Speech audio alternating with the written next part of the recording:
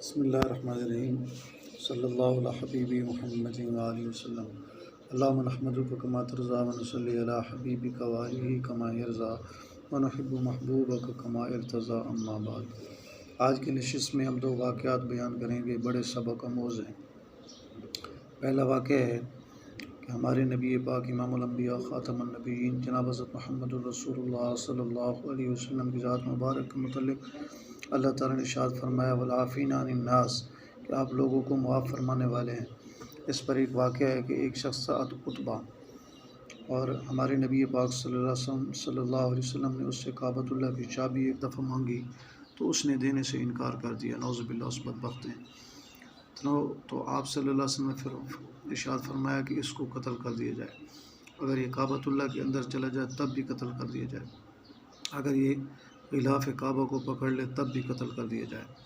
چنانچہ صحابہ کرام تیار ہو گئے، تو اس کا ایک بھائی تھا، یہ بھاگ گیا، تو اس کے بھائی نے جو ہے اس کو جا کے مشورہ دیا اور کہا کہ اللہ کے محبوب صلی اللہ علیہ وسلم معاف فرمانے والے ہیں، آپ معافی مانگ لو، آپ معاف فرما دیں گے۔ چنانچہ ایک دفعہ یہ چھپ کر آیا، دور بیٹھ کر اس نے ہمارے نبی پاک صلی اللہ علیہ وسلم سے معافی مانگی کہ مجھ سے غلطی ہو گئی ہے اور میں آئندہ ایسی گستاخی نہیں کروں گا، آپ سے معافی چاہتا ہوں۔ تو ہمارے نبی پاک صلی اللہ علیہ وسلم نے نہ صرف اس عتبہ کو معاف فرما دیا بلکہ فرمایا کہ قیامت تک کے لیے کعبۃ اللہ کی چابی تیرے خاندان میں رہے گی۔ سبحان اللہ۔ اس سے ہمیں سبق ملتا ہے کہ لوگوں کو معاف کر دینا چاہیے۔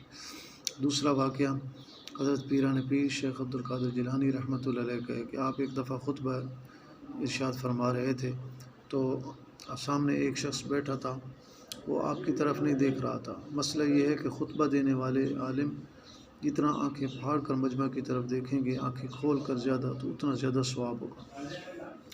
تو وہ شخص جو ہے حضرت پیران پیر شیخ عبدالقادر جیلانی رحمۃ اللہ کی طرف نہیں دیکھ رہا تھا بلکہ دوسری طرف دیکھ رہا تھا۔ جب خطبہ مکمل ہو گیا تو آپ نے اس کو بلا کر پوچھا کہ تو خطبے میں میری طرف نہیں دیکھ رہا تھا، دوسری طرف دیکھ رہا تھا؟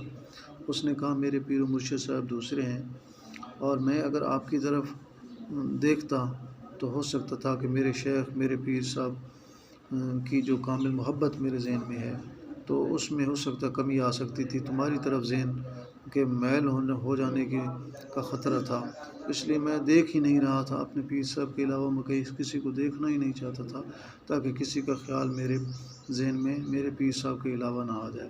تو ایسے اپنے مرشد صاحب سے کامل محبت ہونی چاہیے۔ تو حضرت پیر شیخ عبدالقادر جیلانی رحمۃ اللہ علیہ نے اس پر توجہ ڈال کے اس کو وقت کا ولی بنا دیا۔ اللہ تعالیٰ میرا و آپ کا حامی و ناصر ہو۔ مزید ویڈیوز کے لیے آپ ہمارا چینل حافظ سپیڈس کو سبسکرائب کریں اور گھنٹی کے بٹن کو دبائیں تاکہ آنے والی ویڈیوز کا نوٹیفیکیشن آپ کو وقت پر پہنچ سکے۔ السلام علیکم ورحمۃ اللہ وبرکاتہ۔